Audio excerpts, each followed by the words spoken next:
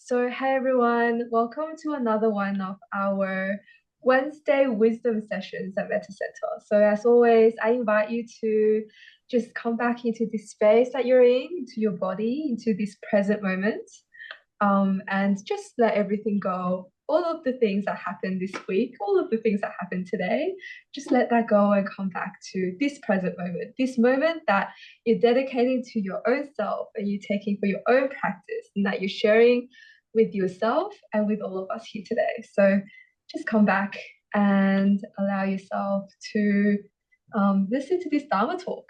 So today we have Ajahn Yiu joining us from Hong Kong. And very grateful and thankful that Ajahn is able to join us. And I actually have followed Ajahn Yiu for a little bit, reading his articles, and I've also joined a few of his sessions. I think he's an excellent teacher. So we're very lucky that Ajahn Yiu is able to come and join our session today and give a bit of a talk. So before we start, I'd like to just pay respects to the traditional owners of the land that we're on today, and pay respects to the elders, past, present, and future, and pay respects to everyone who's on the call today as well. And I thank them for allowing us to do work on their lands and also do this Dharma talk on their land as well. So I'm just going to pull up my notes really quickly.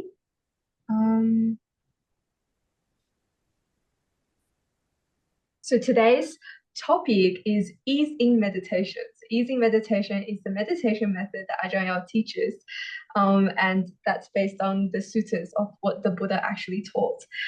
So a bit about our teacher today. Ajahn Yiu is the current instructor of Hong Kong Theravada Meditation Society and has been ordained for more than 10 years. In 2011, Ajahn ordained as a Bhikkhu under the guidance of Luang Por Ganha in Thailand. In 2020, Ajahn Yiu started guiding meditation classes with the blessings of Luang Por Ganha. In 2022, Ajahn Yiu returned to Hong Kong from Thailand and was invited to be the meditation instructor for Hong Kong Theravada Meditation Society and Jing, Nian Limited. In 2023, he established Maggapaṭipadā Meditation Centre on Lamma Island, Hong Kong.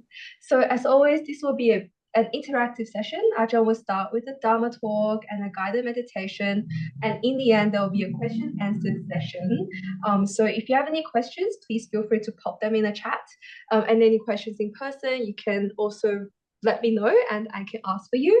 And yeah, I will go jumping and facilitate a bit of a conversation. And if you don't feel comfortable to share all your questions with everyone, you can privately message them to me and I will ask the question for you. So this session will be recorded and uploaded to YouTube.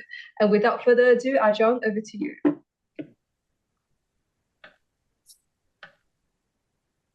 Okay. You should be able to share as well. Yeah. So let's start. Good afternoon, everyone. So today's topic is easing meditation, and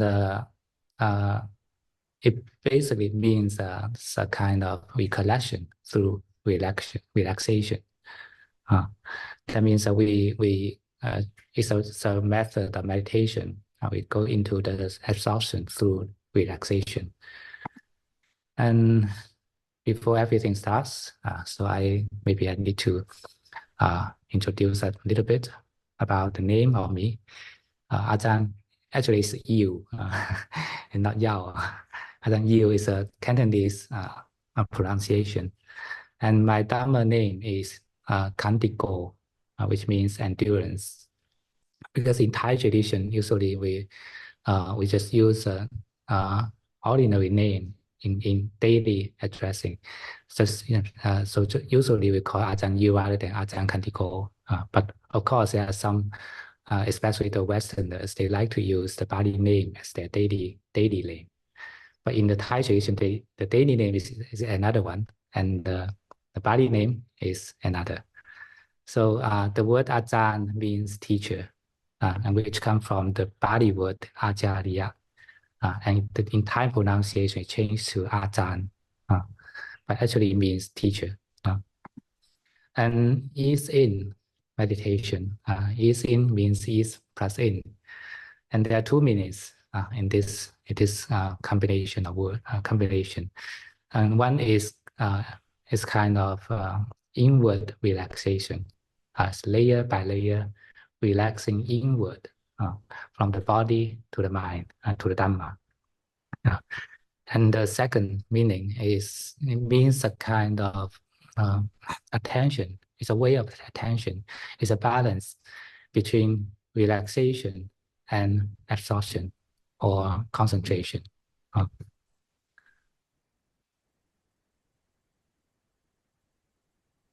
And okay, then why?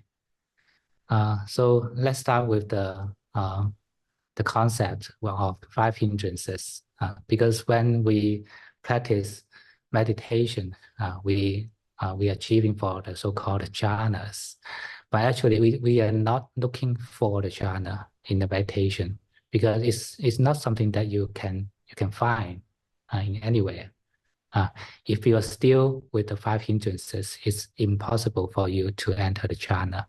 So the focusing point is better than to fall on the 5 hindrances. How should we deal with the 5 hindrances?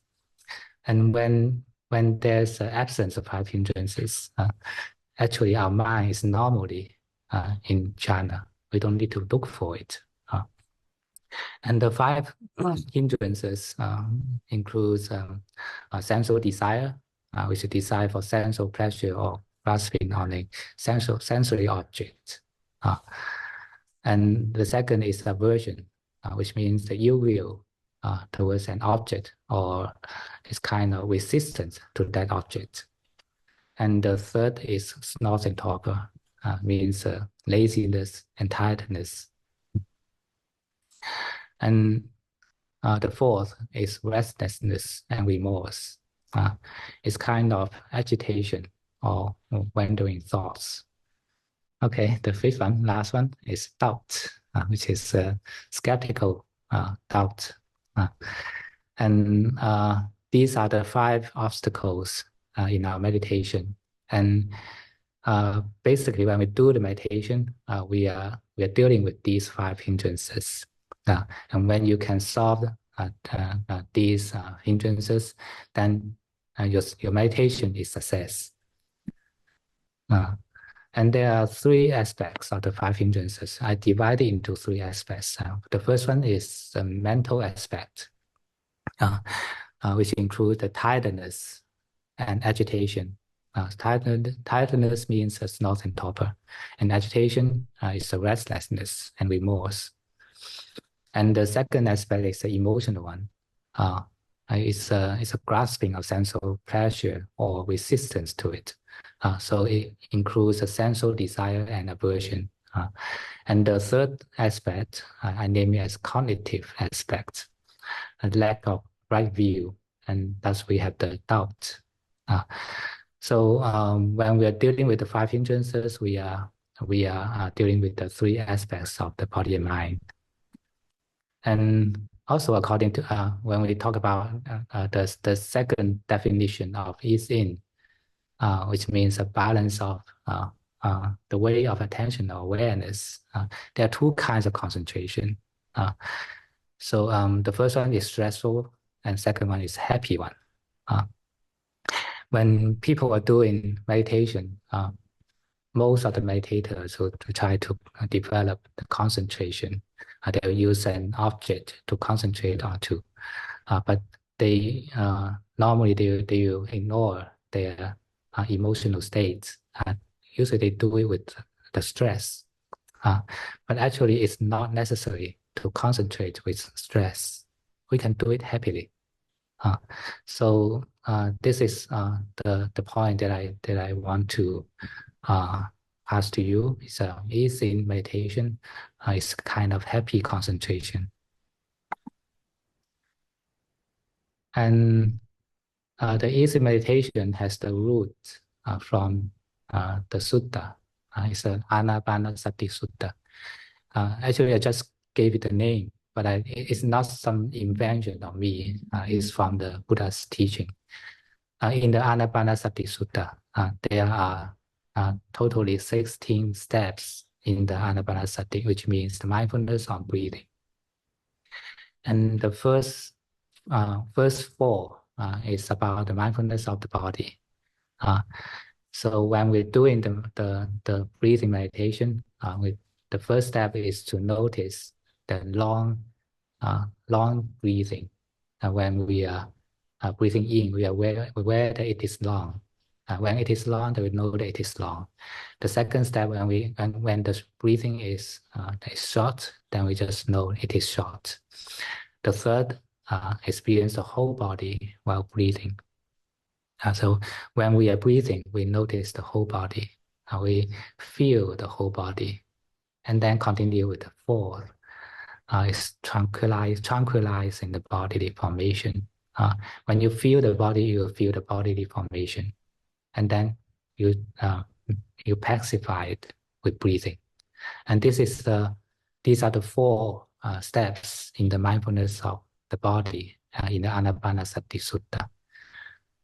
So I'll just give you the general concept first, and then we will go into the details later. The second stage of the Anapanasati is the mindfulness of feelings.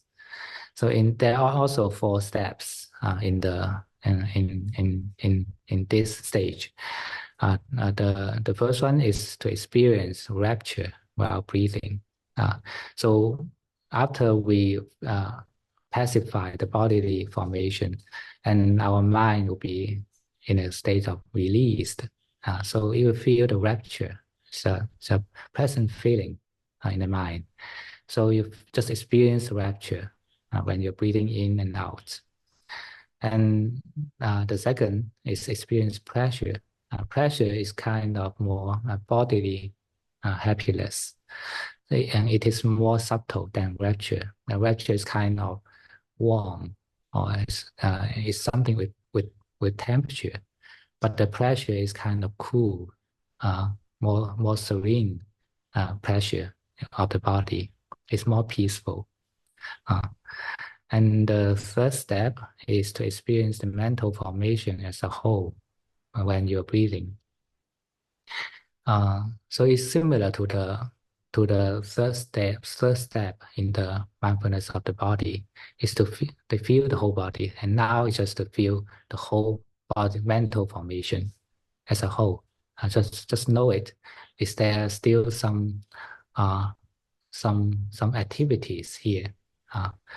And the last one is tranquilize it, to pacify the mental formation with breathing.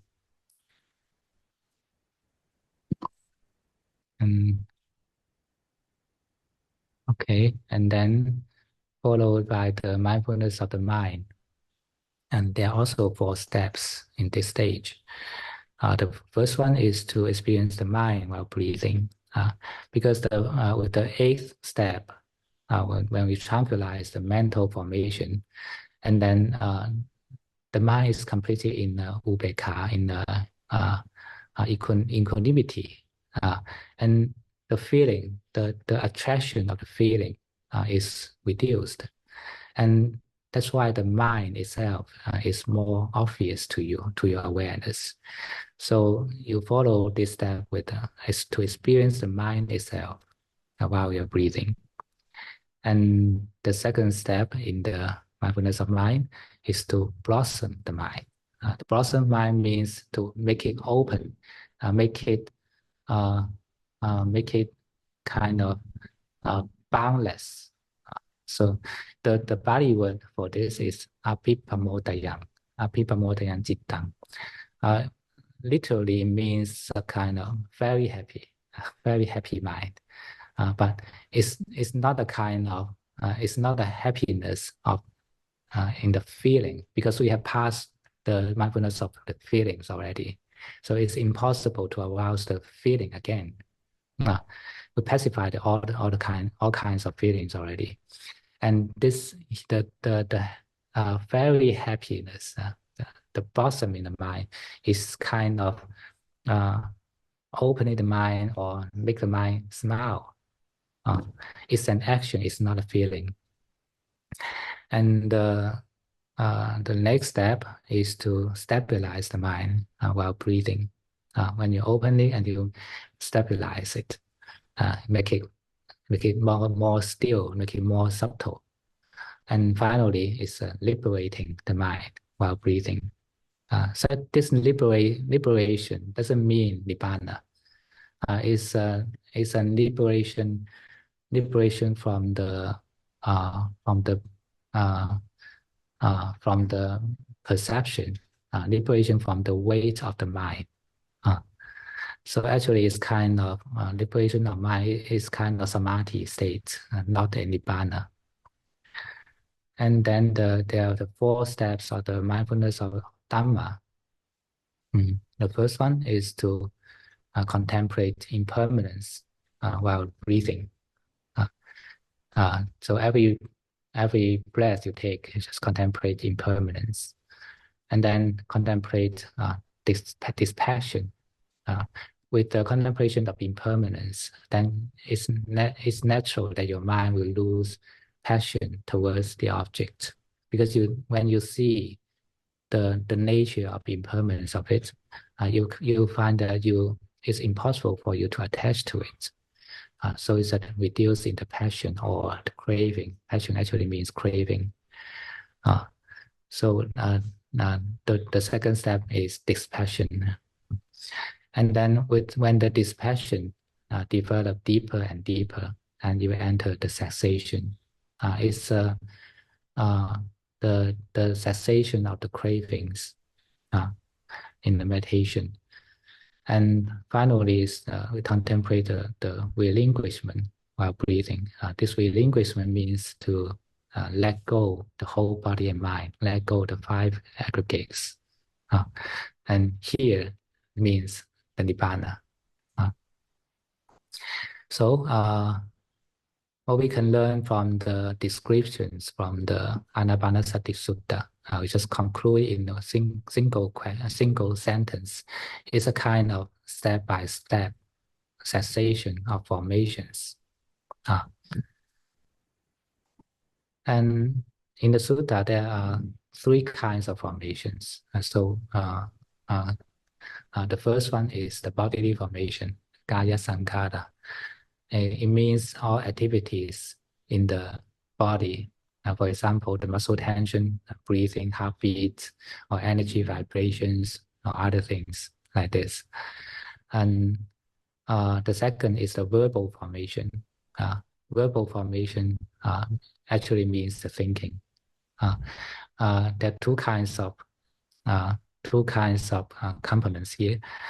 One is initial thought, one is sustained thought. This is quite technical, and vitakka, the initial thought, which means that the start of the thought, to start the thought, change attention to it.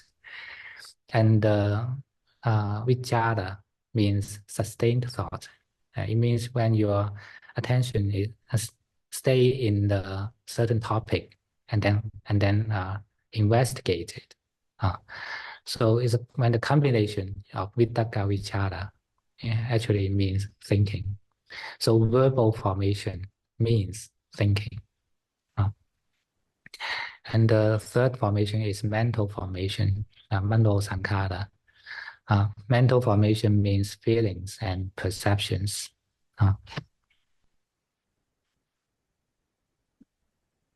And then now we enter into how to do the meditation, the easy meditation. There are 5 steps. I will go into the details later. But before we start the 5 steps, we'll need to make sure how our attitude towards the 5 hindrances should be. The 5 hindrances are suffering, and from the sutta, the Buddha described a sensual desire as just like in debt. When you are in debt of someone, and you need to pay the interest, maybe every month, every day, like that. So sensual desire is the same. And when we are caught by the sensual desire, we need to serve it. We need to pay the interest to it. We need to look for something that it likes, because we are in depth of it. We need to look for the food for it. And aversion is just like an illness. When you're suffering from illness, especially fever, so it's just like aversion. When you are when we are angry or jealous, your mind is just like in fire. You're just like in fever. And sloth and torpor is just like being in prison. When it means sleepiness, tiredness of the body and mind. When you are tired, sleepy in the meditation, you're just like imprisoned, and you cannot get out from it because it's you're completely bound, caught by it. And restlessness is just like enslaved. Restlessness means the endless thinking in your mind. When you cannot stop your thinking in the brain, you're just like enslaved. Even you don't want to work like this because thinking non-stop is very painful, but you cannot stop it because now you are not the master of it. You are the slave. And the last one, doubt, is like going on a dangerous journey. When we are going on a dangerous journey with some precious stuff, we'll be very alert.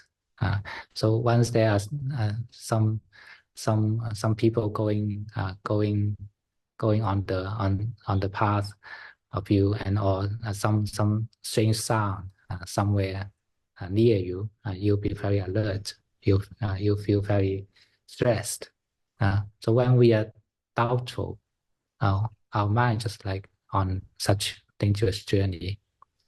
So these are the similes that the Buddha gave to describe the 5 hindrances. Actually, they are sufferings. And then 5 hindrances are natural phenomena because they are conditional.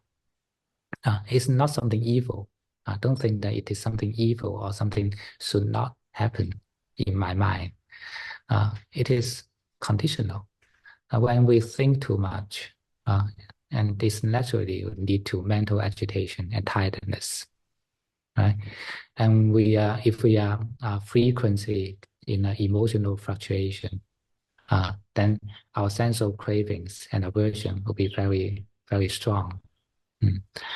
And also when we have the wrong views, our wavering belief, then we will have a lot of doubt in our practice. So it's not something immoral or something bad. It is happening according to the cause and effect. And then 5 hindrances are not the enemy, although they are sufferings, but don't think that they are our enemies. As we know that they are conditional, they are natural phenomena, and the states of 5 hindrances are actually the imbalance of our body and mind. The mental imbalance will lead to the tiredness and agitation of the brain. And cognitive imbalance is kind of lack of right view, lack of right thinking, will lead to doubt. And emotional imbalance, so grasping to the sense of pleasure or resistance against some sense of pain. So from these 3 descriptions, we can find out the right attitudes to the 5 hindrances, because the 5 hindrances are sufferings. So we should be determined to get away from it, and this is the intention of renunciation. We should not enjoy in it or stay or stuck in it. We should find a way out. And because the 5 hindrances are natural, so we don't need to worry We don't need to think something bad against it because it's just a natural thing. So this is the intention of non-ill will. And because 5 hindrances are not enemies, so we don't need to suppress it or fight against it. And this is the intention of harmlessness. So these 3 intentions are the right intention or right thinking, right thoughts in the Eightfold Path. And when we set up the right attitude towards the 5 hindrances, then we can apply the right treatment to it. The body and mind actually has a self-regulating capacity. They can heal themselves, but they are hindered by the mind's habitual participation. So our way to treat is to release such habitual participation and restore the original capacity of self-regulating.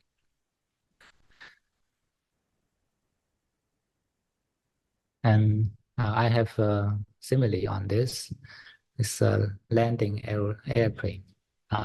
So you can see from the picture, it's an airplane. The airplane body means mindfulness, and we need to balance the wings. The one wing is attachment, and another wing is resistance. So we balance between these two, and then you can land safely.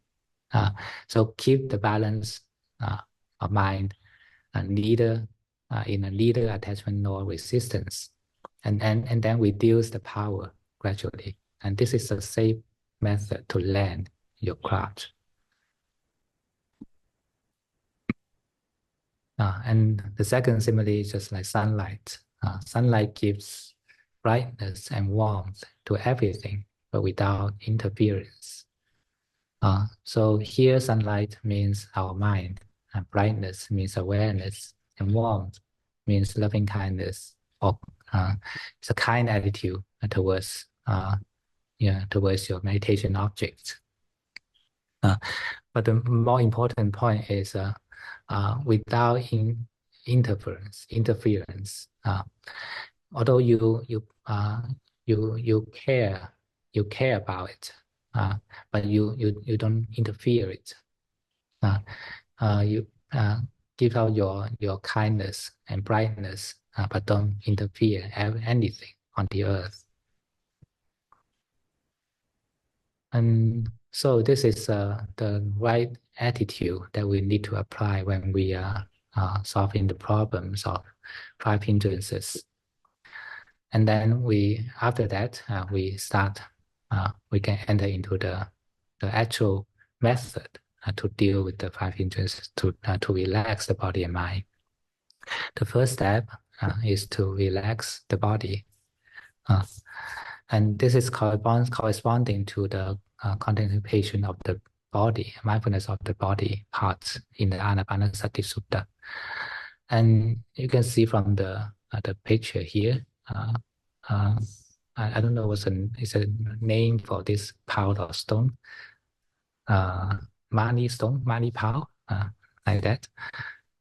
So just like piling up stones like this, we need to keep the structural balance. And when we sit in the body upright, we need to keep the middle axis of the body straight. The middle axis of the body means the line joining the 2 points of the body. The one point is at the very top of our head, and the other point is in between your sex organ and anal.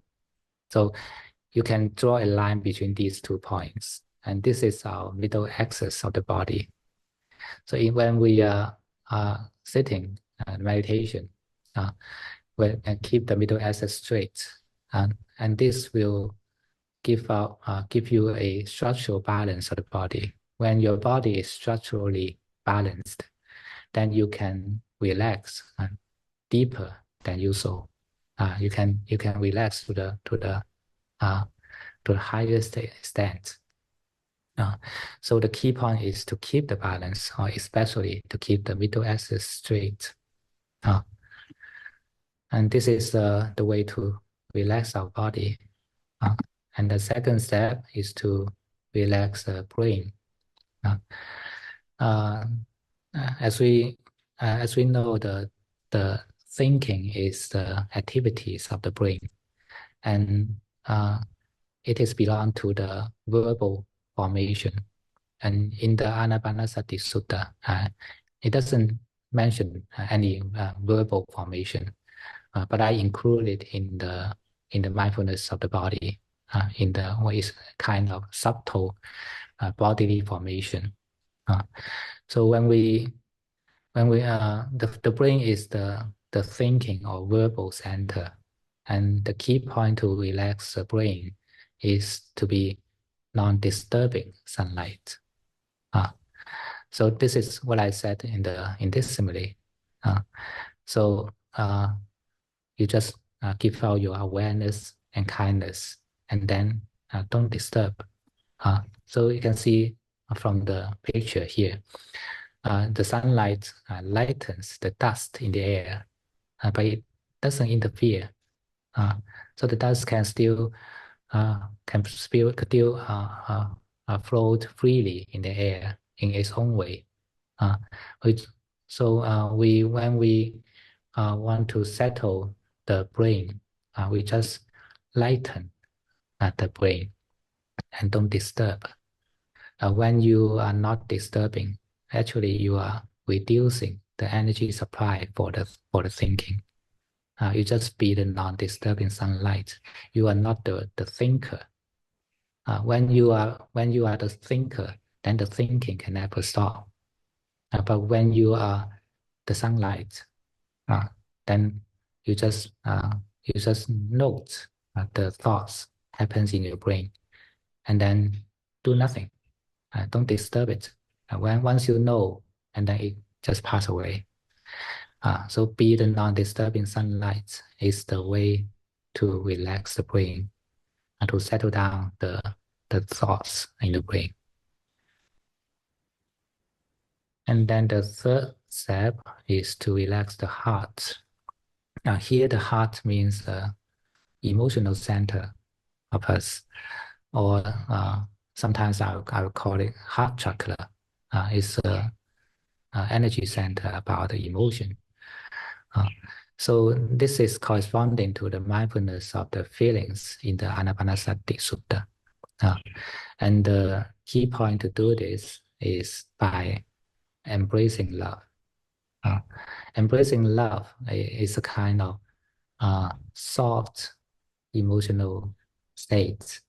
So if you keep your mind loving, then this will soften your emotions. So whatever emotions you are experiencing at this moment, you just embrace it. You don't need to fight against it. You don't need to do anything, but just embrace it. And this will soften your emotions. And when your emotions is softened, then you feel a rapture and happiness happen in your heart. And such happiness, feeling of happiness will make you be more loving, because you feel happy. You are more willing to give out more kindness, more love to it. So when this happens, then there's a circulation of loving and being loved. So the way to solve our emotions, the only way is by love. So embrace whatever it is there, and then your heart will be softened, and then the circulation of loving and being loved will happen. And the fourth step is to relax the perceptions. This is quite abstract, but it goes beyond the mindfulness of the feelings. It's on the mindfulness of the mind. in the mindfulness of the mind, actually, our meditation object is not the mind itself, because the mind can never know the mind directly. The mind can only know the mind through a mirror image. So the mirror image, in another word, is called perception. So when we are practicing the mindfulness of the mind, and actually we are practicing the mindfulness of the perceptions. And the perceptions, we are to make it open, make it stable, make it subtle. And finally, we make it subtle to the extent that we don't have anything to attach. And this is the last step of the mindfulness of the mind, is to liberate the mind in the breathing. And the key point to do this is to de-weight the mind. When you the 4 steps of the mindfulness of the mind, let me find here. You can see actually is the second one, blossoming the mind, is what I said, to open the mind wide, boundless. And the stabilizing is to make it subtle and make it still, make it as subtle as possible, and then finally liberate from it. So you can see that this whole process is also a kind of going closer to the stillness, to the peacefulness of the mind. It's a kind of de-weighting the mind. When comparing to the open, boundless, spacious mind, the mind of infinite consciousness, or the mind of nothingness, is more light in weight. So it's kind of de-weighting the mind. The perception has weight. When we are in this level of subtle mindfulness, we will feel that even the perception of perception without form has its weight to the mind. So we let go the cause perception, and then look for the more subtle perception, and finally let go all kinds of perception. This is the way to do the mindfulness of the mind. It's a de-weighting process. Okay, and then finally, the last step is to relax the cravings. Relax the cravings actually means the development of wisdom. Only the wisdom can let go the cravings. So this is corresponding to the mindfulness of the Dharma. Contemplation on impermanence, and that will lead to the dispassion of mind. And then when the dispassion develop deeper and deeper, then we attain the cessation. Here, cessation, I personally understand it as the Nirodha Samapatti. The attainment of cessation is it's the highest meditation state, and it can only happen with wisdom. So only by contemplation of impermanence, with the development of dispassion, then we can attain the cessation.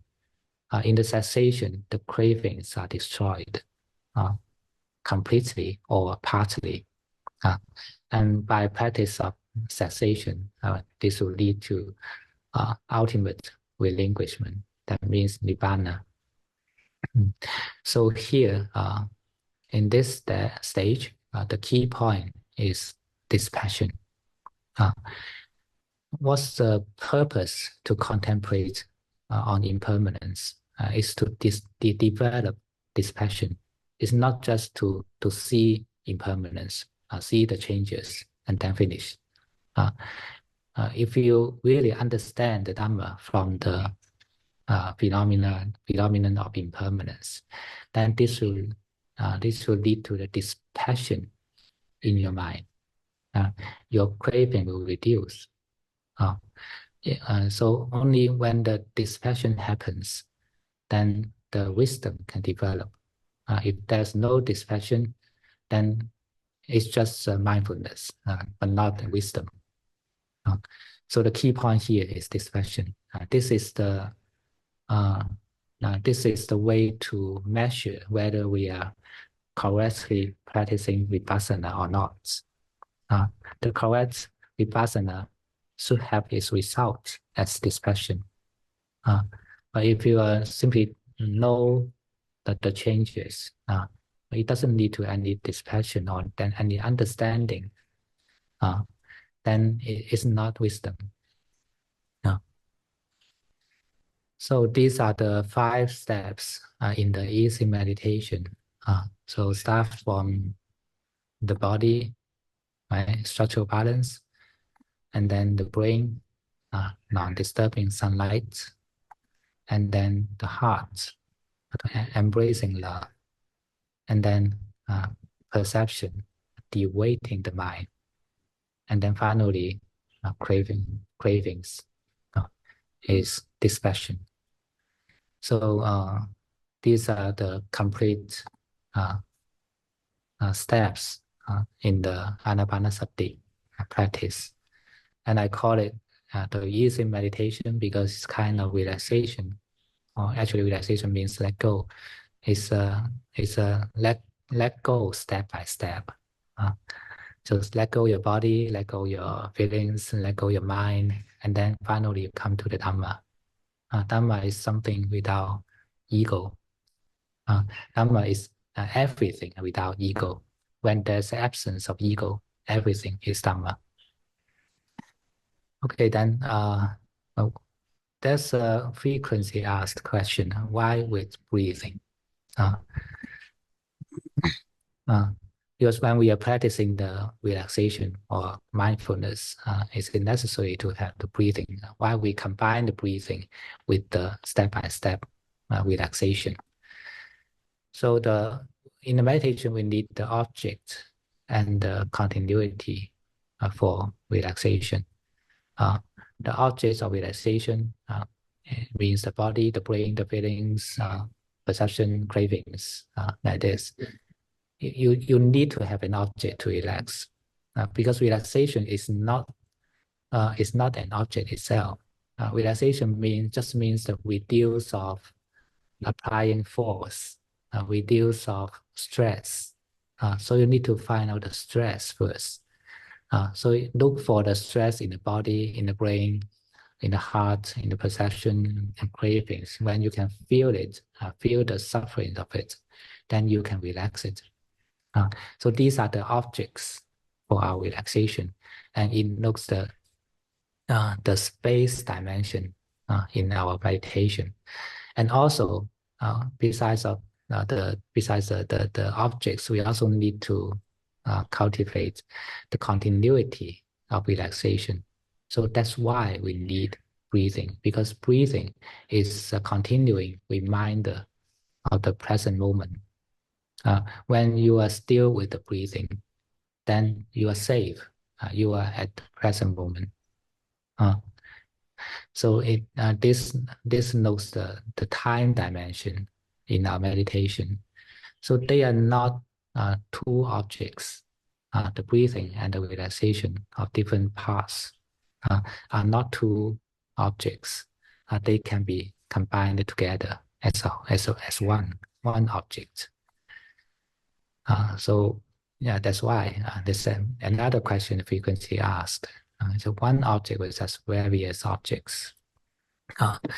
So some meditation teacher will focus or emphasize on the single object of meditation, and they think that breathing or the touching of the wind and the skin is the only object in our meditation of breathing.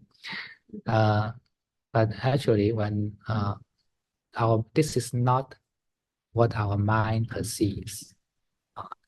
the one, or whether it is one or two or three or various object to the mind, is not by our definition of concepts. So even in breathing, there can be further divided into different objects. For example, the exhalation and inhalation and the stop in between, these two. So at least there are three objects in the breathing. So which one should you take? And even you choose the, say, inhalation as your meditation object, then you can still further divide into the beginning part of the inhalation, the middle part, and then the last part of the inhalation. So which part should you choose? So these are these three objects in the inhalation. So it's just kind of definition, conceptual definition. So I'll give the example of the graphics in the slideshow. When maybe some of you have done, if you have done the graphics in the PowerPoint, then you know that every picture that's shown in the screen can be a combination of different layers, right? So what you see from for a picture on the screen can be with, say, 5 or 6 layers. So which layer is the object? So does it mean that the picture we see from the screen is various objects? But for us, our eye just perceive one single slideshow, one single graphic. So although it is a combination of 5 layers, but in our perception to the mind, to our awareness, it is one. So when you combine the breathing with the relaxation on different parts, it's working in the same mechanism. You just know that this is the the same scenario happening at this present moment. Then to your mind, it is one object.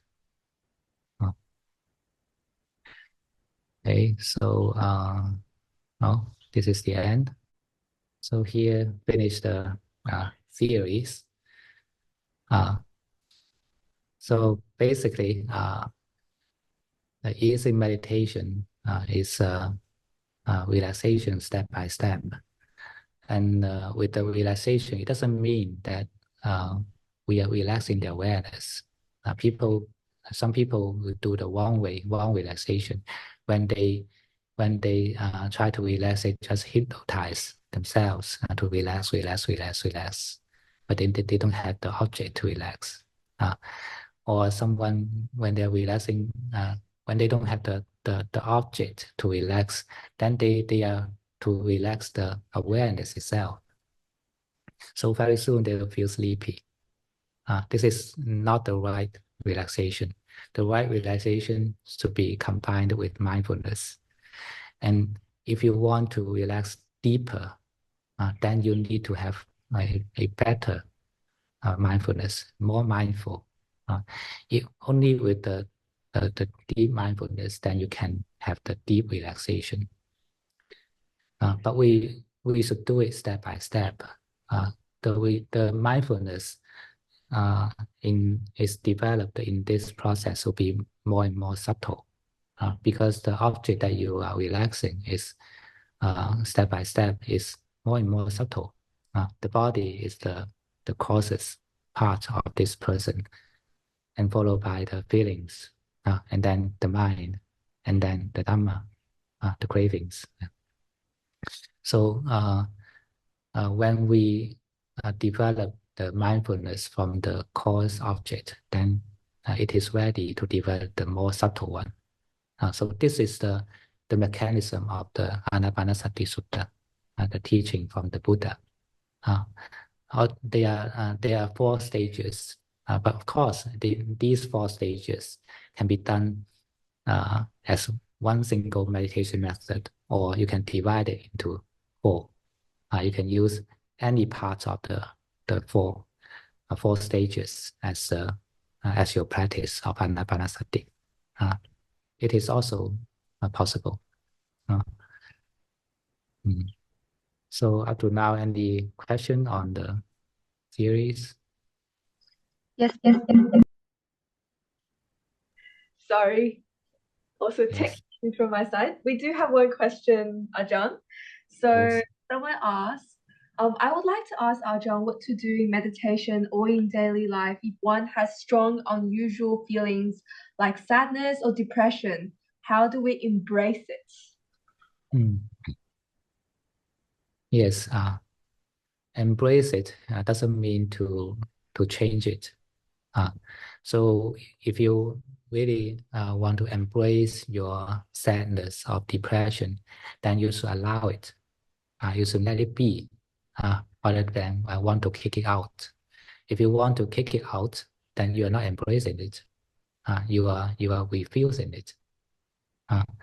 So you should accept it, allow it to be, allow it to continue, but you are not it. This is the key point. Don't identify yourself with the sadness. Don't identify yourself with the victim of the sadness. You can be the doctor of yourself. Be the doctor of your depression. So when you change your role, then you can love it, right? Before you can love your sadness, you should step out from it. Don't identify with it.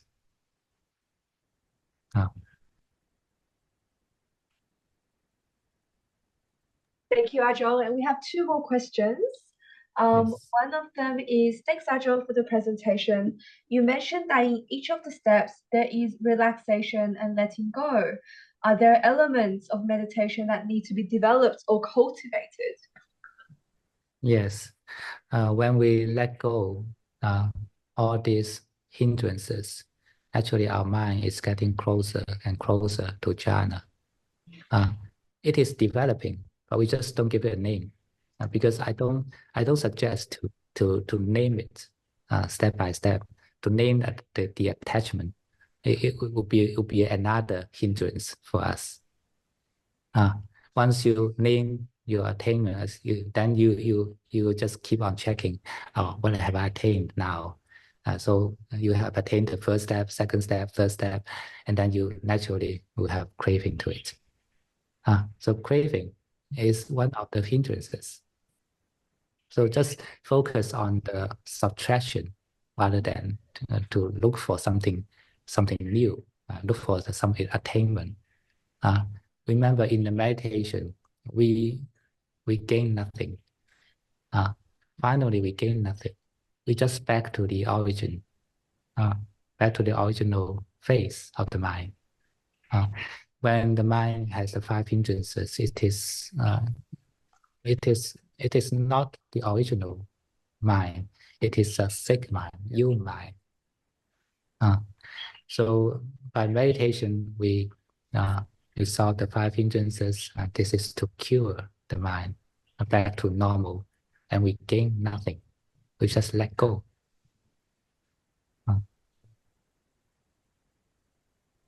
Ajahn, there's another question. So, Ajahn, the sutta you mentioned seems to be a linear experience. However, when practicing, it seems all the elements need to come into practice. For example, painful feeling arises, we then have negative perception and reaction, and then shift the body, etc. Is that like, is it I guess this person's asking, is it a linear experience, or in practicing you may like several elements need to come into practice together? Actually, I cannot hear the middle part of your voice. Oh, sorry, let me speak a bit louder. Uh, So, Ajahn, the sutta you mentioned seems to be a linear experience. However, when practicing, it seems all the elements need to come into practice. For example, painful feelings arise, we then have a negative perception and reaction, and then shift the body. Yeah. Of course, we have all the problems at the same time. But there are some priority to solve different problems. So when it is easiest to solve the problem on the body, right? Your bodily tension is the easiest part, and you need to solve it first. Otherwise, it will become your hindrance at the later parts. So sit your body straight and relaxed, and then we try to solve the problem of agitation, the wandering thinking, because usually this is the most obvious difficulty for people to meditate. When they cannot meditate well, they will usually say that there are a lot of thinking, many thoughts in the mind. So if we cannot at least make this thinking slower, then we have no way to go close to the more core part, that is the emotional part of the mind. So and also that these thoughts in our brain, they are actually the food for further development of emotions. So we need to cut off the food for the bad emotional state first, before we can solve the emotion directly. So calm your thinking down first, and then we can develop a happy mind. So this we need to solve it one by one, and in every step, we although we are solving, for example, when we are addressing body posture, we are mainly solving the problem from the body, but actually also deal with the mind, deal with the emotion. And when you can sit comfortably, then at least you are feeling better. You're emotionally a little bit better off. And when you can relax your brain, relax your face, relax your eyes, relax your brain, and then you feel even more peaceful. And it will also solve your emotional fluctuations to a certain extent. It's just like when the fireman is trying to put out a big fire. They will not directly shoot the water to the center of the fire, to the fire, right? They will cool down the circumstances first, cool down the something around the fire, and then go to the core. So this is the way to solve our defilement also. We should calm down something in the peripheral, and then go to the core part. Thank you, Ajahn. I absolutely love your similes, and I love how you just came up with that simile just because of that question. Following on from a previous question, which is about negative feelings, this person asked further, as we know, negative feelings like stress and so on is not good for our health. So as Ajahn said, is it okay to be a doctor and get out of it? I'm confused with not trying to get rid of it. I think that's in relation potentially to the answer you gave for that question. Our emotion, of course, it is not good for our health, and we can be our own doctor, and by the practice of loving kindness, and everyone need to be their own doctor before you can be the doctor for others. If you cannot solve the problem in yourselves, then actually you just cannot stop from harming others, hurting others, especially the one close to you. So it is more important to be a doctor of yourself first. To solve that defilement in your mind. When your mind is happy, you're naturally healing the others. Do you agree? But on the other way, if your mind is sad, you are naturally harming the others. You just cannot stop it. Even you just keep your mouth shut up, you still are influencing others. So to heal yourself is the most important part. So Agile, is what you're trying to say, when you're healing yourself and you're being your own doctor, and doing that is not through trying to get rid of your negative emotion, but trying to accept those Uh, negative emotions, yes. let go of the self. Is that what you say? Yeah. Because if you cannot accept, you have no way to let go. If you don't accept it, but you say you let it go, actually it's not a let go. It is threw away. It's not let go. But throwing away is a behavior of aversion. So when you cannot accept it, you are just in the aversion already. You have no way to let go. So you must accept its existence, accept whatever it is, no matter how bad it is, it make you feel. Just accept it, because it is true, it is real. But even you don't like it, but it is real. It's a real existence at this moment, right? Just accept it with a loving attitude. The feeling is the object, but your mind is the one to love. Even the feeling can be bad, but your mind can still be good.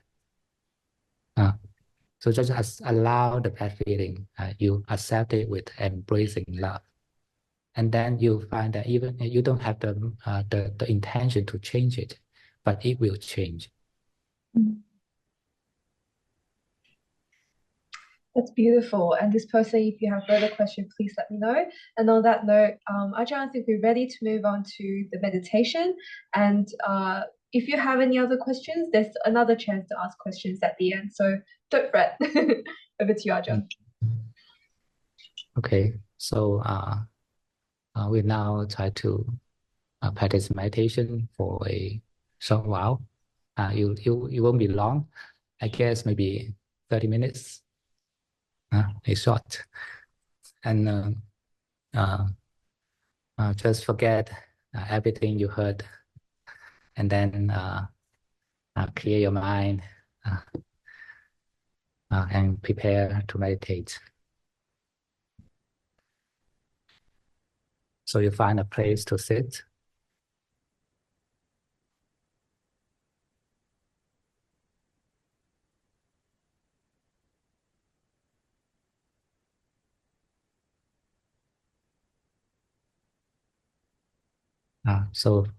Firstly, we have to adjust the body posture. So remember what I said, the structural balance. Find your middle axis of the body. It's the line joining the 2 points of the body, at the very top of the head, and the point in between the sex organ and anal. This is the middle axis of the body. Keep it straight. So you can imagine there's a tiny string attached to the very top of the head. It's pulling gently upward. And let your whole body weight just drop down to the ground. I don't think that I am meditating now. I'm doing something special. Just sit straight and relax.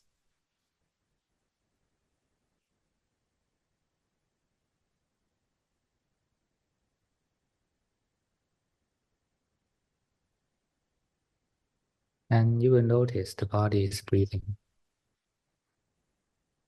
Remember, it is the body breathing, not you.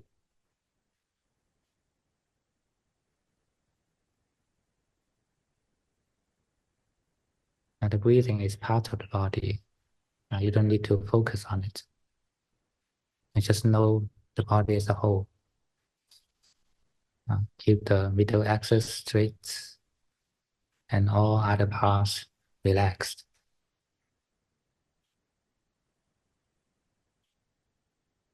And let the breathing be the background music.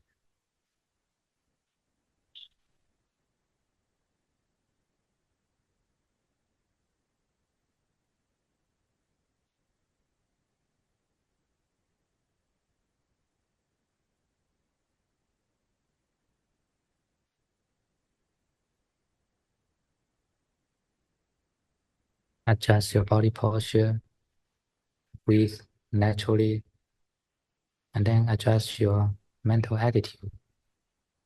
Be the sunlight.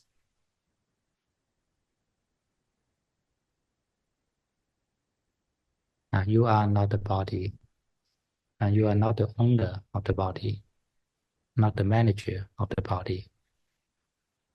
You are the sunlight. You just give out your light and warmth. That is your awareness and kindness to the body. But don't disturb.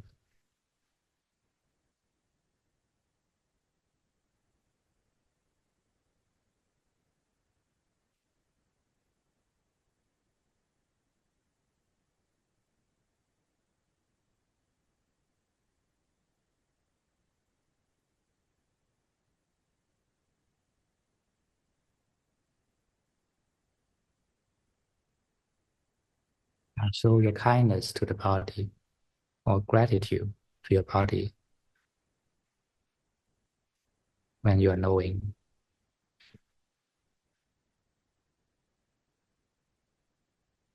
Make your knowing effortless. And just like the sunlight, you naturally lighten everything on the earth. You don't need to focus onto any particular thing.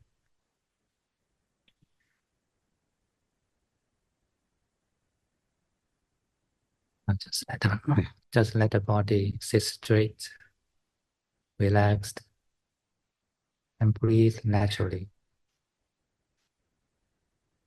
And breathe in whatever way it likes, long or short, it doesn't matter.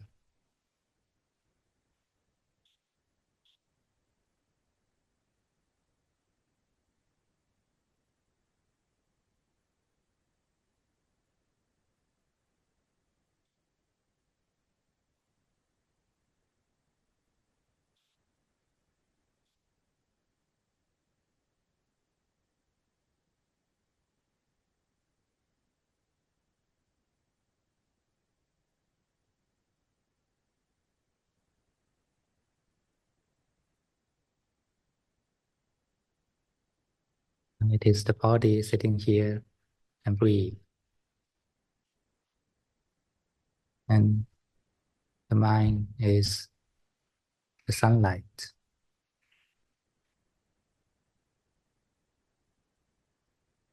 There's nothing more you need to do. Just be like this.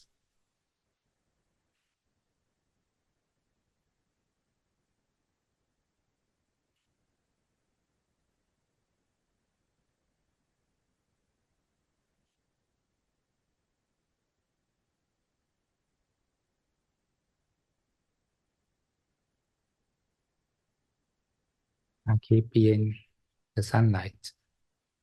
And you can kindly invite the body to relax deeper.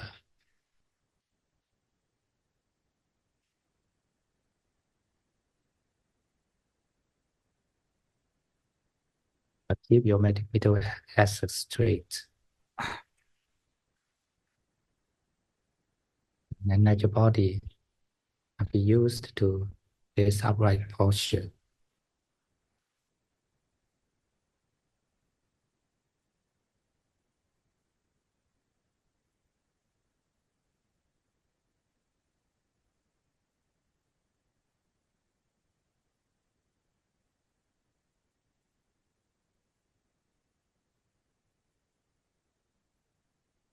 In every breath you take, invite the body to relax.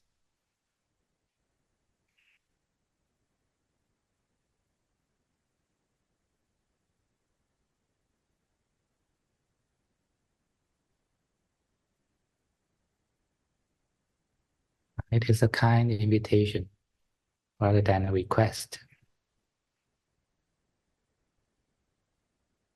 So even your body refuses to relax, it doesn't matter. Just show your kindness to it.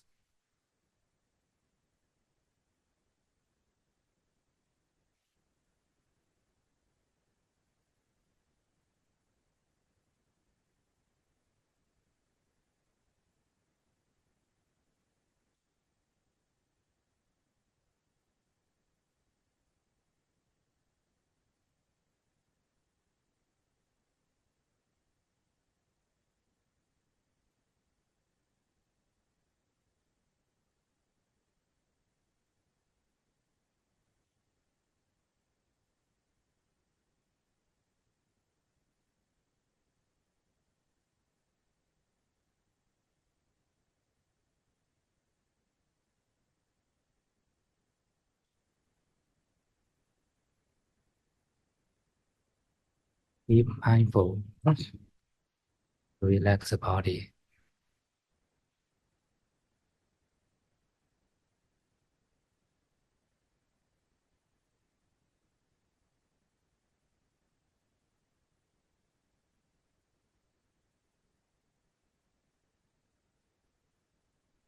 Let the body take rest in the pace of breathing.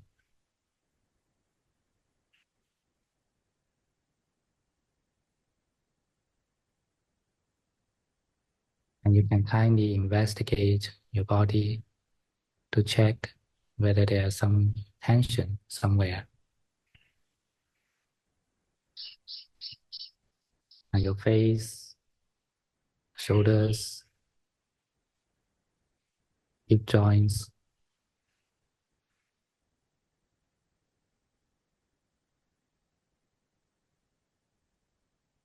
These are the positions that easily accumulates stress, tension.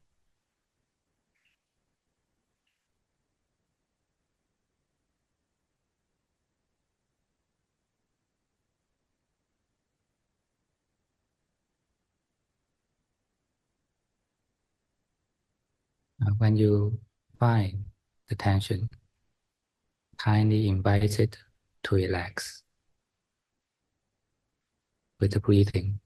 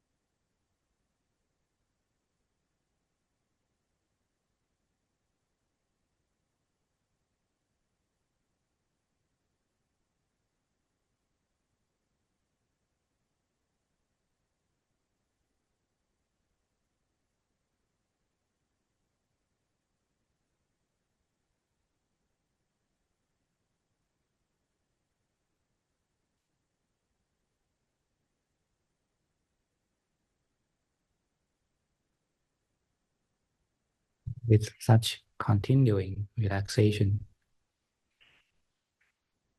and gradually you feel that your body is getting more relaxed and stable.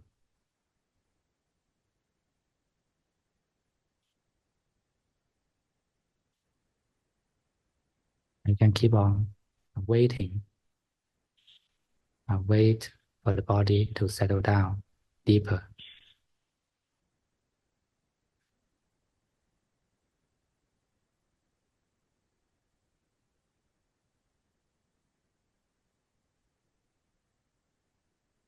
Just let the body take rest in the rhythm of breathing. and you are just the sunlight.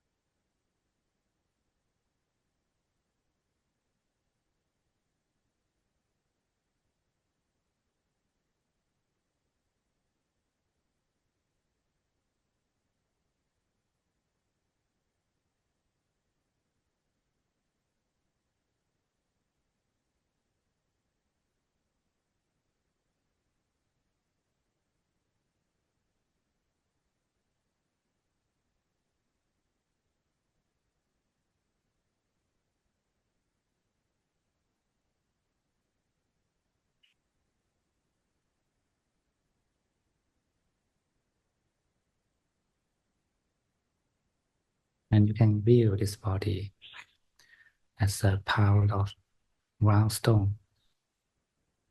Now it is in a perfect balance. Don't disturb it.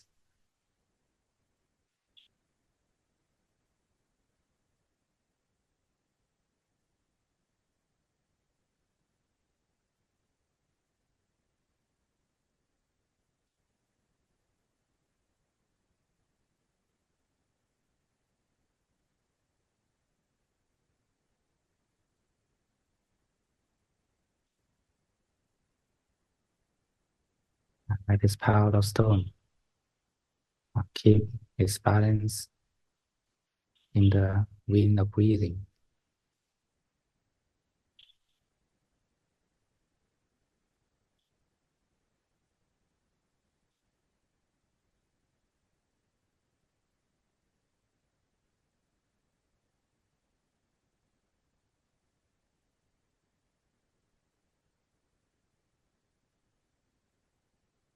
And remember, it's not you. It is the body. You are not the body. You are the sunlight.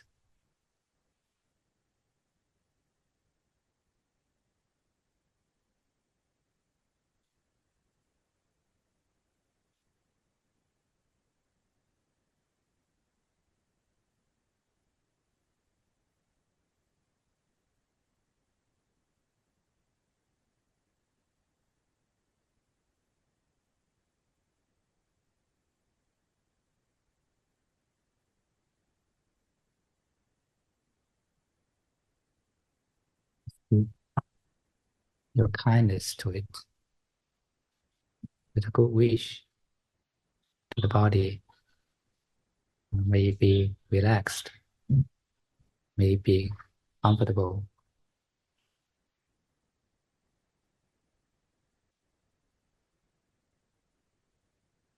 But don't disturb it. Don't control it too much. That's a good wish. It's not a request.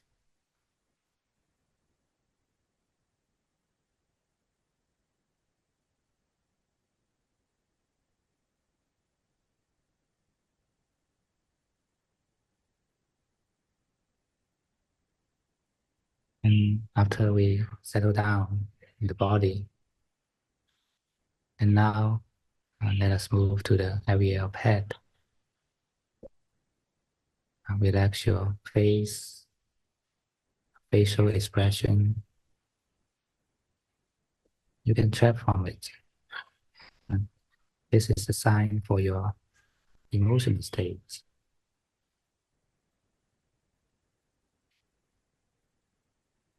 Relax your face.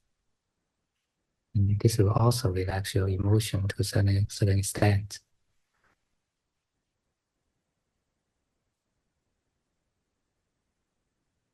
And relax your eyes. And relax the muscle around your eyeballs and in your eyeballs. And just keep your eyes unfocused. And relax from the focusing action of the eyes.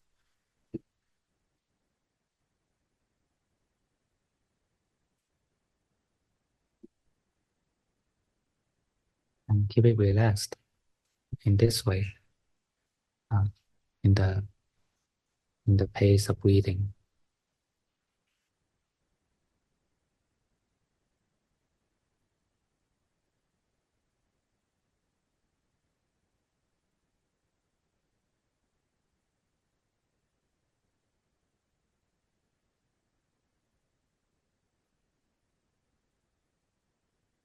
And when you unfocus your eyes, and your vision will expand.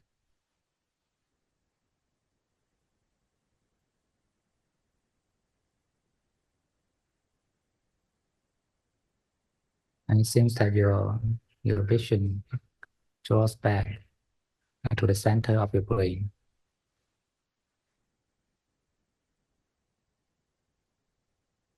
So relax your whole brain, whole head area in the breathing.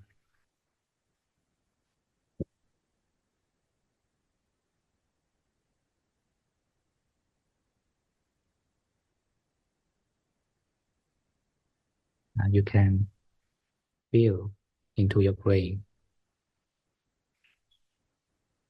to see whether there are stress or tension somewhere. Accept it, allow it, embrace it. And then you're kindly invited to relax.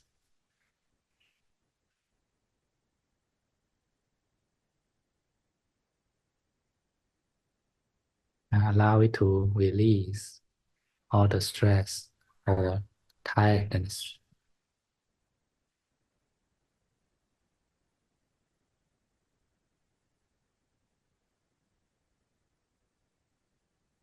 If you feel that your brain is tired, let it be tired.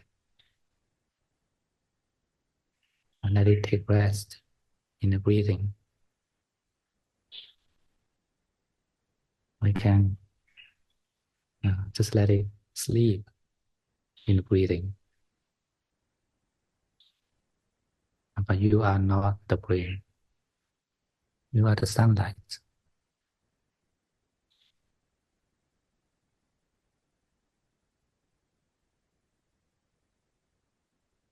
Just like a mother taking care of a sleeping baby. So in the same way, your mind is taking care of this sleeping brain.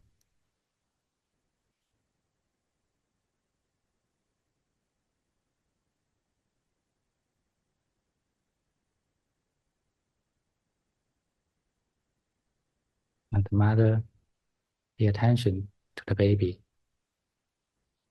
and never disturb sleep.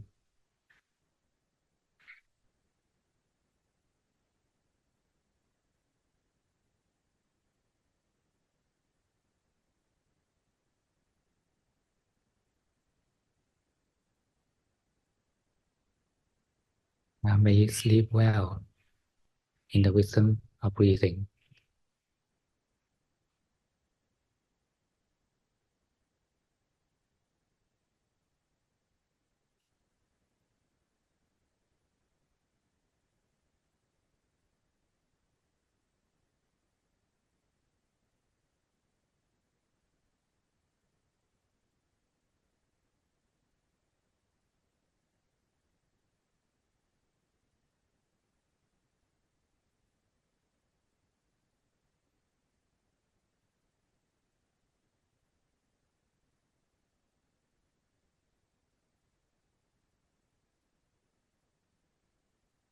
The tiredness of the brain is not our enemy. It is conditional. It is natural.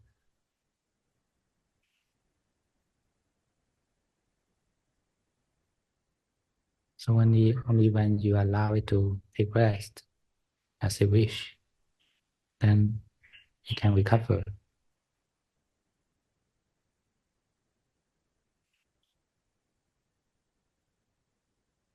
But just make sure that you are the sunlight.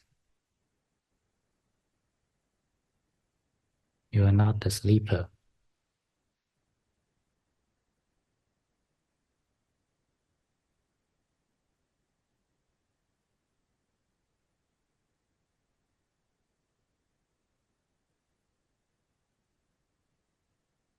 Yeah, you are the mother, not the sleeping baby.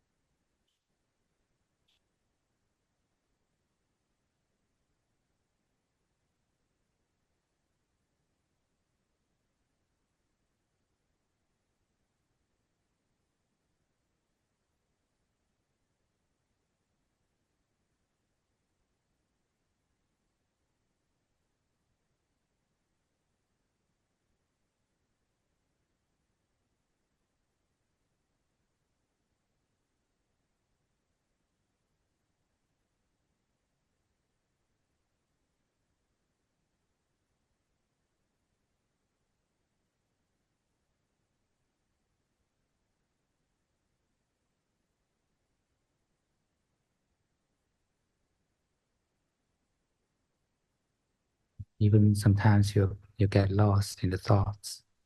It doesn't matter. Just come back, relax the brain again.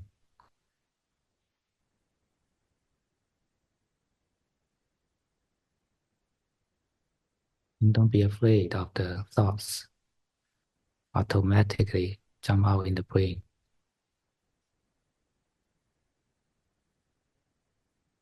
Just like the bubbles release from the water. Just let it come out.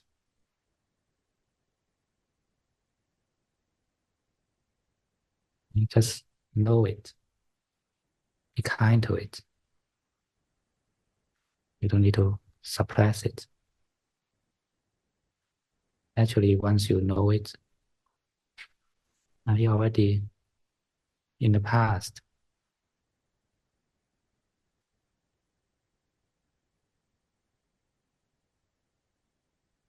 Don't need to do anything to a past thought.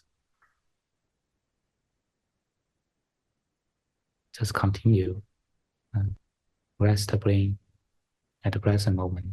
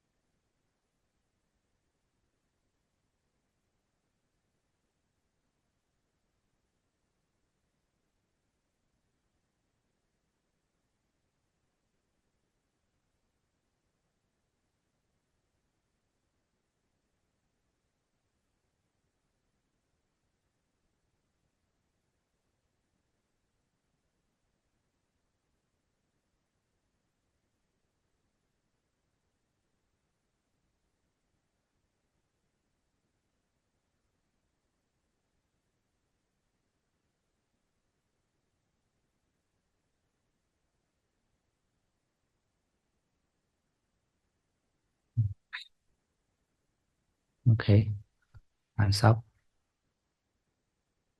You can slowly move your body and open your eyes.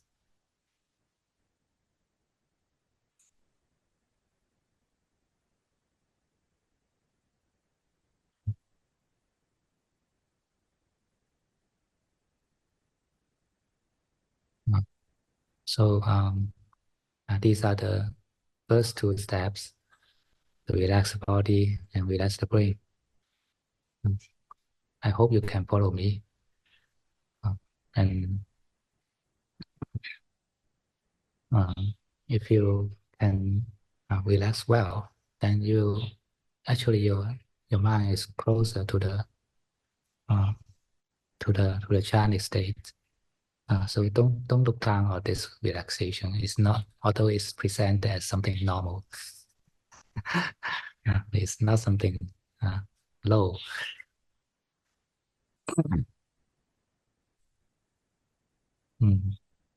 Okay, so any questions?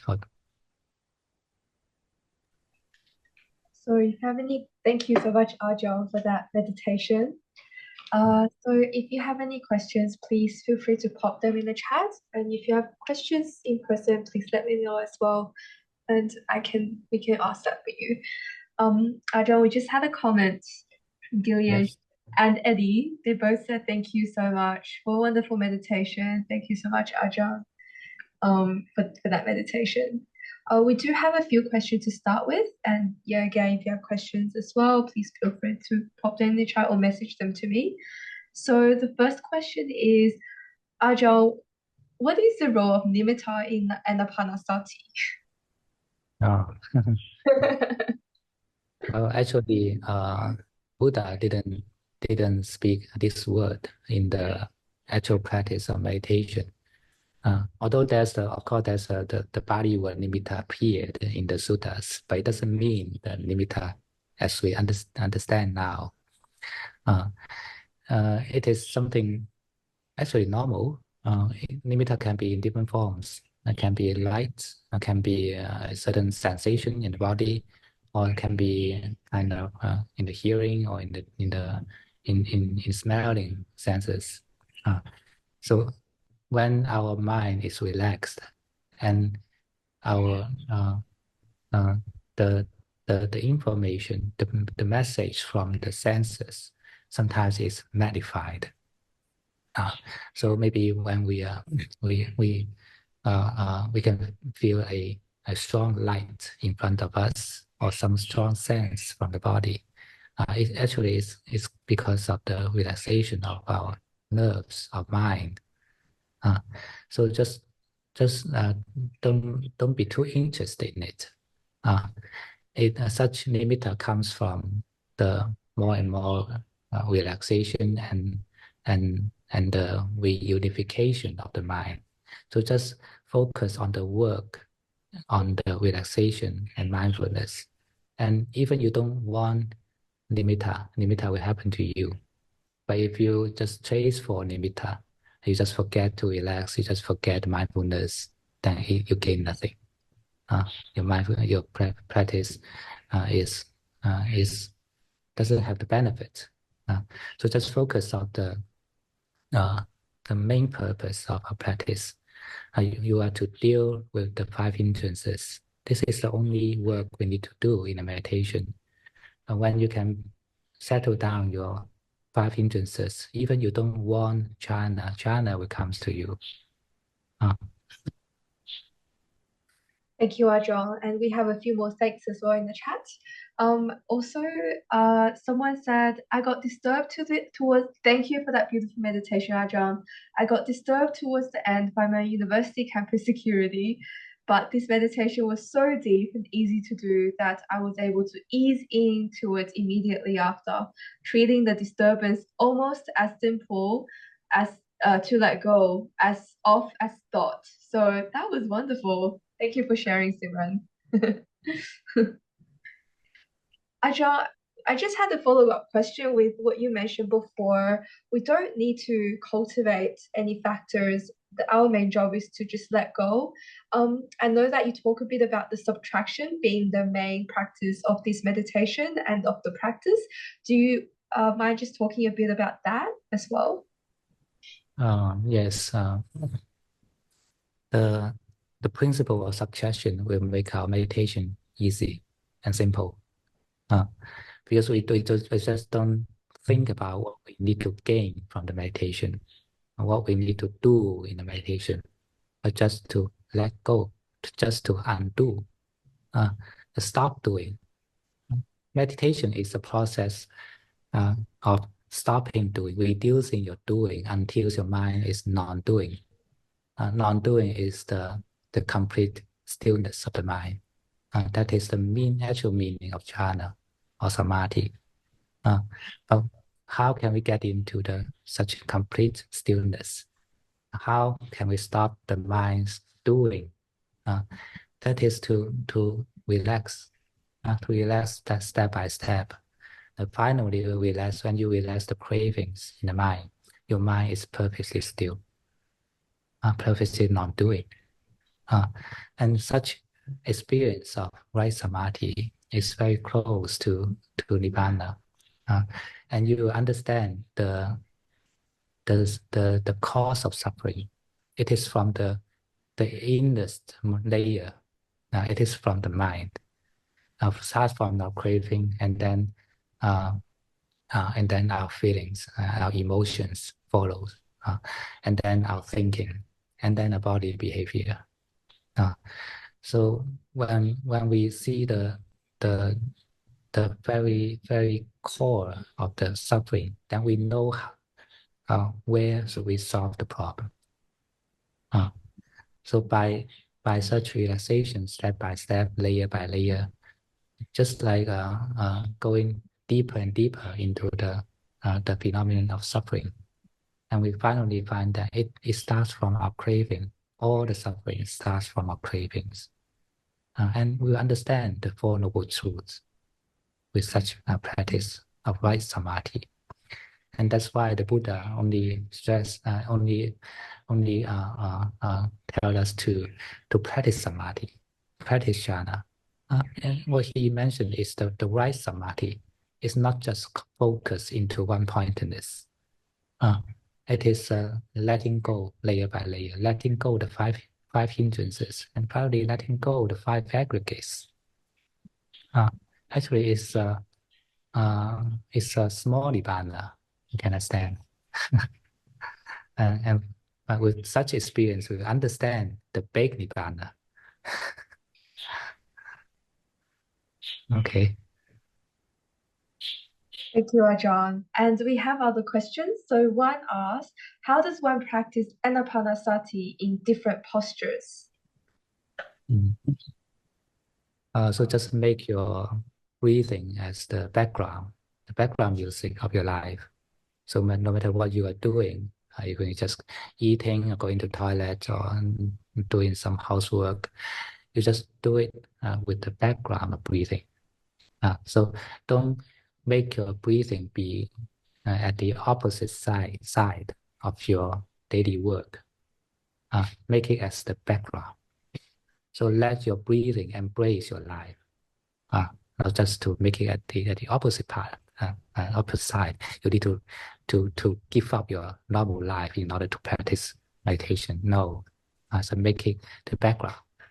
It can happen in the vast way. Your background is your breathing can be the background of your life. It doesn't matter. You can notice the rising and falling of your breathing all the time.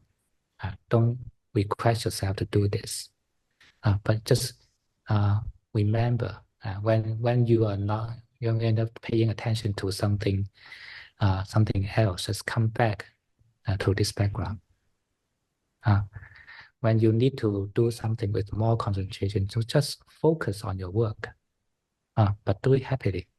Don't do it stressfully.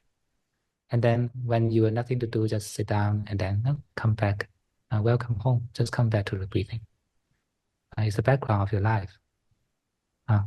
So don't make it as a stressful work. Make it your home. I love that. Make breathing your home. So we're always mindful of breathing, but don't have to focus on it. Ajahn, I also have another question, which is like in everyday life, it's actually harder to feel your breathing oftentimes. For example, if you're focus, like having really stressful work or even just everyday life, we can't always feel the subtle breath.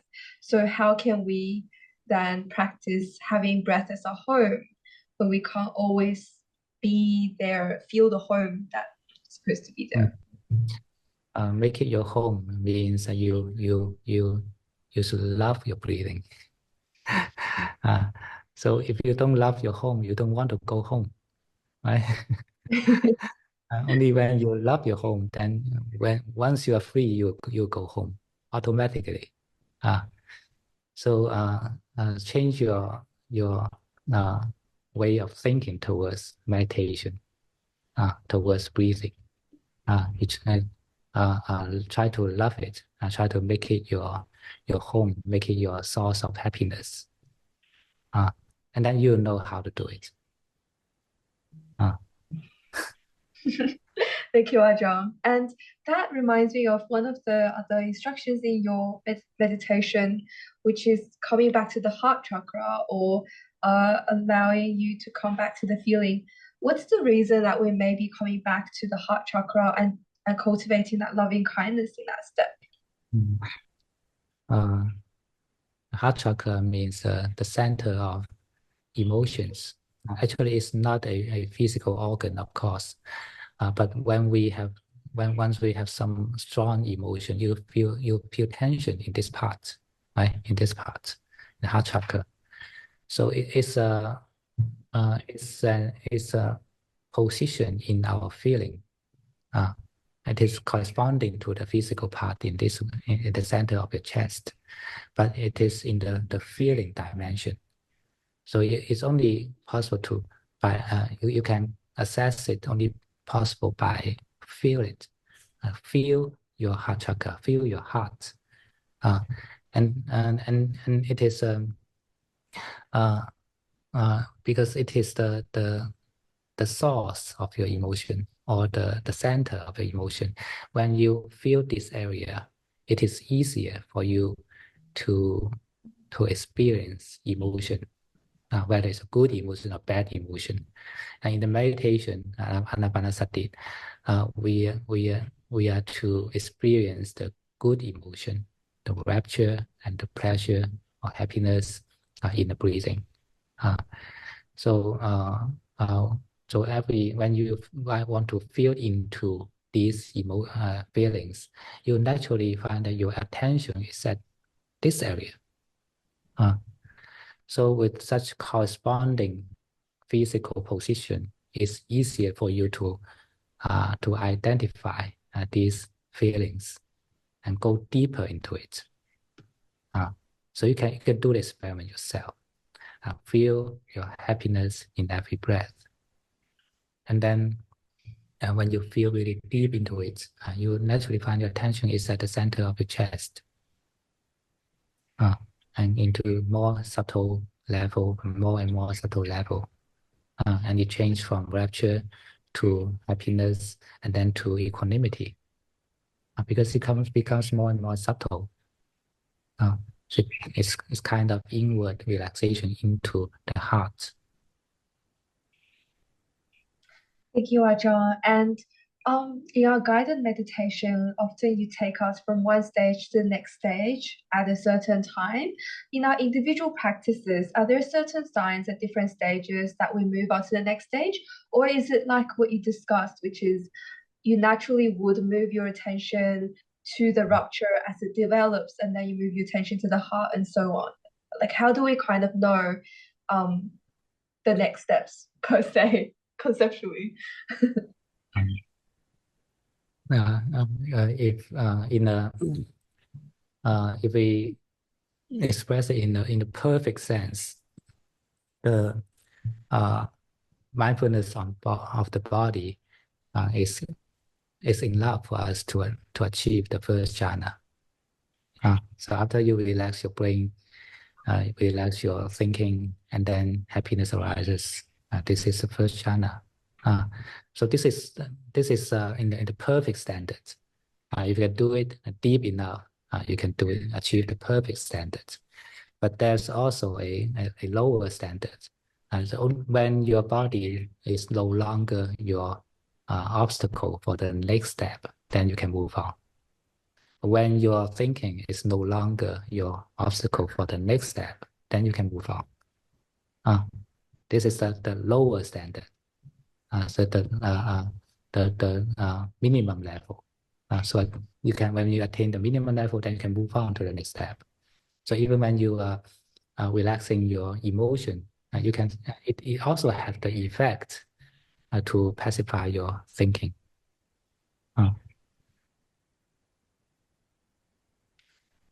Maybe that's what you meant by you can practice each of the stages on its own too. You can perhaps practice the pacification of your emotions and really practice that, and that will lead to first or the next jhanas too. Yeah. In the mindfulness of feeling is a process of deepening your jhana. It's from the first jhana to the fourth jhana. But in our daily life, we may not experience to such perfect standards. But at least when we can feel happiness to a certain certain level, feel the loving kindness to a certain level, it is very beneficial already. And actually, we need loving kindness every day. We need to recharge love every day. Not only our mental energy, we need to rest the brain every day too, right? And we also need to recharge love every day, because all sentient beings cannot live without love. If it is completely absent from love, what will happen? Suicide. You can find from those so severe depression people, right? Because they are completely lack of happiness. They don't have the ability to create happiness, to feel happiness. That's why they are also always depressed. Even they are doing something that they liked the most in the past, they don't feel happy.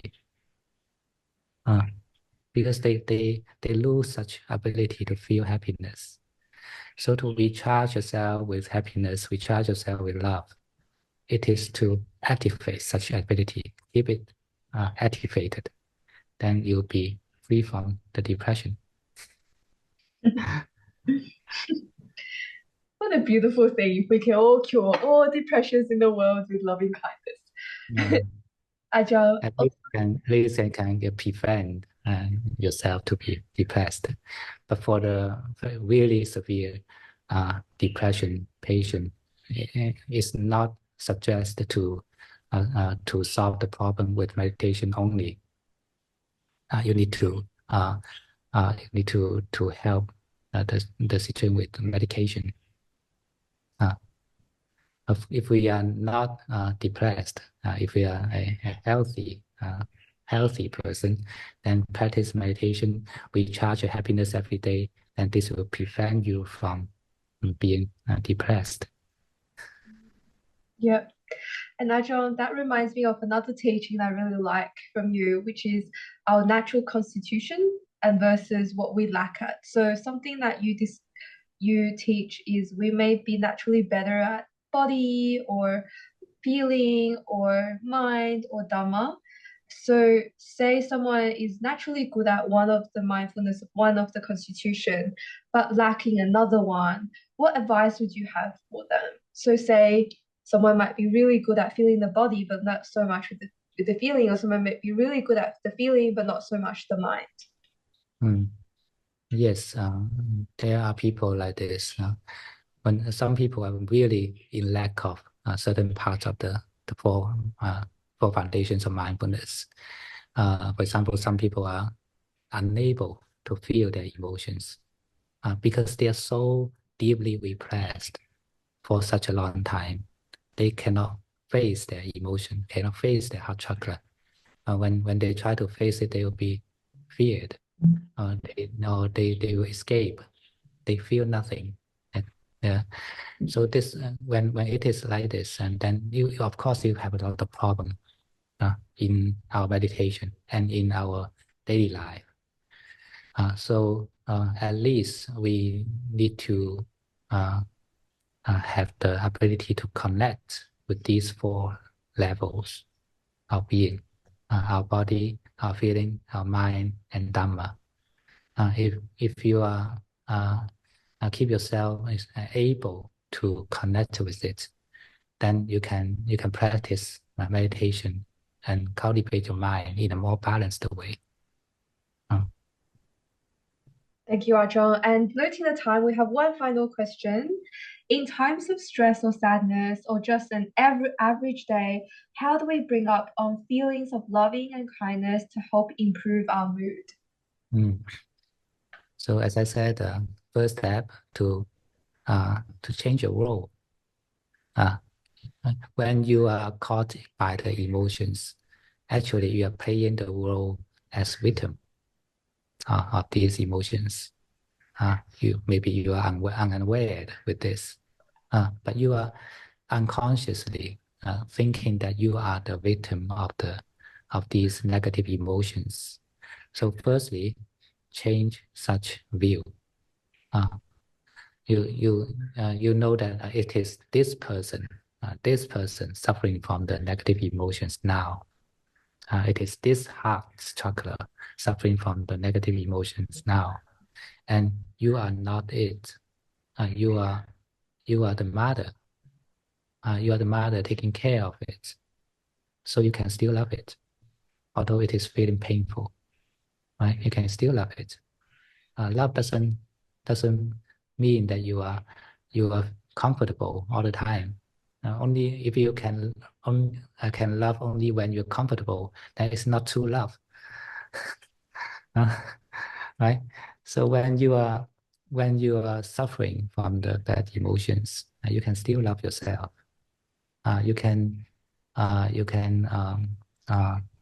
understand from the Dhamma that all our feelings, all our emotions are actually conditional. There's no one to be blamed. And then you can, so that you can forgive, you can accept whatever you are, no matter how bad it is, no matter how bad you perceive yourself. It is real. It is part of you. So accept it. Acceptance is already a form of love. Even you just do nothing, but you just accept yourself. Accept that you are sad. Accept that you are depressed. It is already loving yourself. Thank you, Ajahn. We had someone say, Eddie say, what a beautiful phrase, love, mother loving children, Ajahn.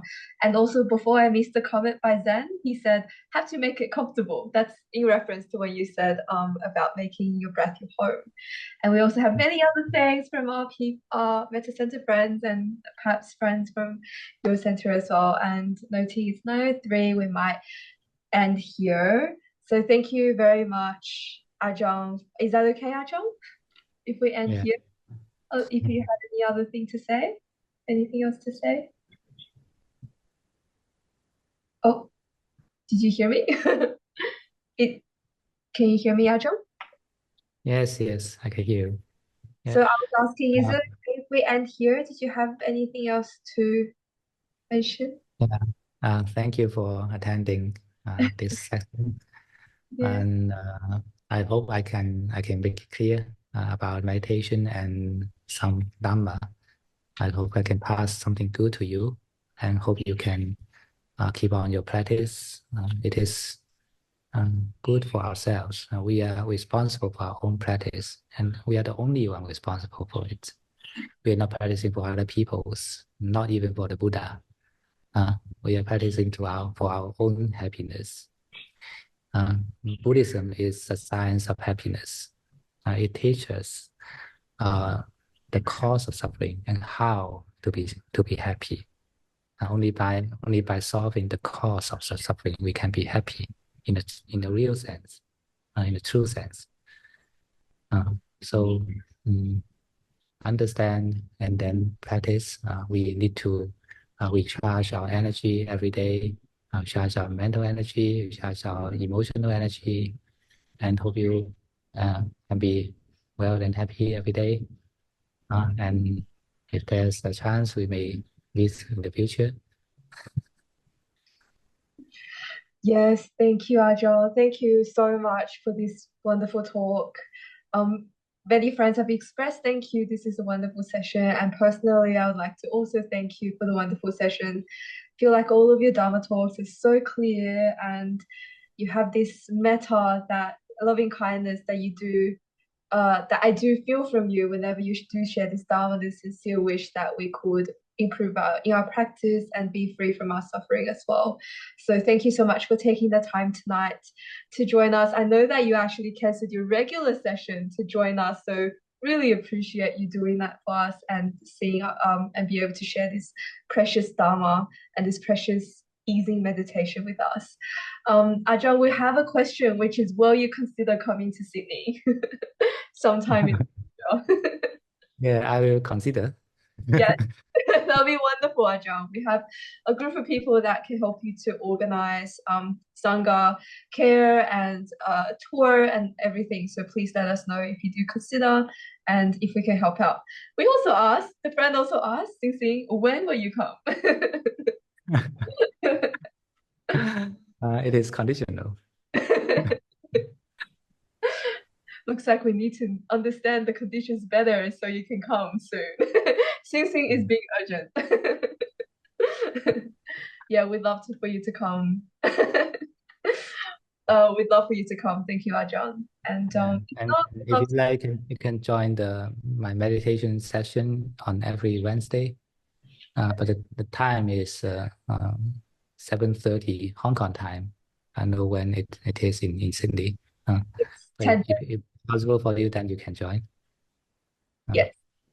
So it's 10:30 p.m. at night, everyone, on Wednesday nights. And there's also a Chinese session on Saturdays, 11 to 1 p.m. So that's 11 a.m. to 1 p.m. if you speak Chinese or if you know someone who speaks Chinese. Ajahn, you also run like morning Tai Chi and health sessions, right? On Wednesday morning, and that's pretty early. But I forgot the time that it's something like 6. Actually, it's not teaching Tai Chi. It's Zhang Zhuang. Oh, Zhang okay. is the standing meditation, you can say. Oh, wow. Yeah. So lots of stretching and some stretching exercise, and then the standing meditation, Zhang Zhuang, and then some kind of meditation. That's great. I've been meaning to join that, but unfortunately it's very early and I have work as well. So hopefully I can join one day. So metta to everyone, and thank you very much. Before we leave, we might also do a dedication of merits. Ajahn, if you would like to do that. Or prayer. Okay. So actually already done. We just I hope everyone can practice well, and remember your mind is not belong to yourself only. Your mind is belong to everyone around you, especially those close to you. So practice your mind well, and it is also for the benefit of for those who are loving you, especially your family members.